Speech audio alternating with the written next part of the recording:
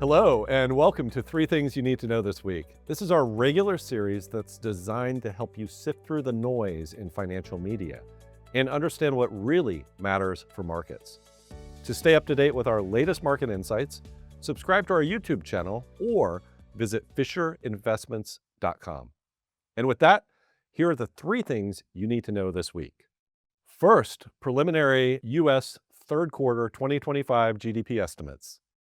The Bureau of Economic Analysis is set to release its first estimate for U.S. third quarter GDP, a report that was delayed from October due to the government shutdown. While GDP likely continued expanding in the third quarter, the pace may have slowed a bit from the second quarter's 3.8% annualized rate.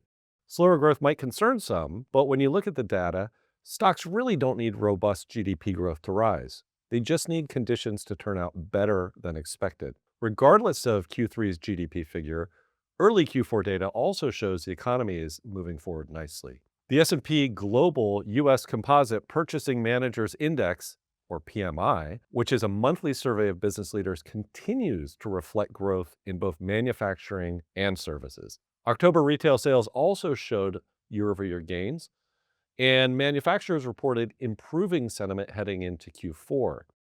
All of these indicators highlight the private sector's resilience. That's why it's always crucial to look beyond just the headline GDP number.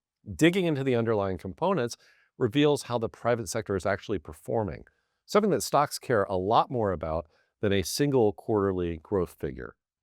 Next, France's budget deadline. France is facing a potential government shutdown after lawmakers abandon 2026 budget talks on Friday. Prime Minister Le Cornu is currently focusing on passing stopgap legislation in order to provide more time for negotiations, similar to what was done in February of this year. The latest budget bill needed to pass the lower house by the 23rd of December, but lawmakers announced on Friday that they really didn't see a possibility of a vote before the end of the year.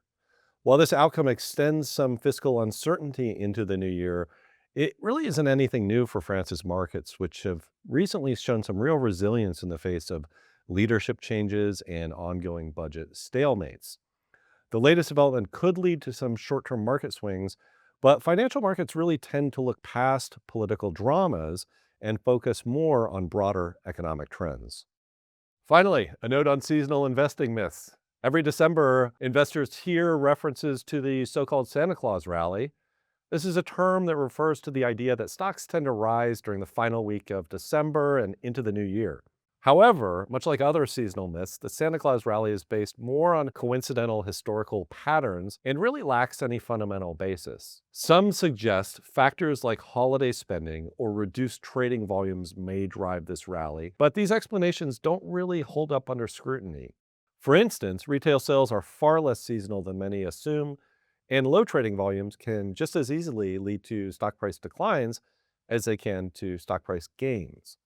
Now, stocks may rise this month or they may not, but relying on the Santa Claus rally to predict short-term market movements is a risky and really unreliable strategy. Ultimately, while seasonal myths occasionally align with market outcomes, they really do so inconsistently and without any dependable pattern, which makes them really unsuitable for stock market forecasting or long-term investing. And that's it for this episode of 3 Things You Need to Know This Week. For more of our thoughts on markets, check out This Week in Review, released every Friday. You can also visit fisherinvestments.com. Thanks for tuning in, and don't forget to hit like and subscribe.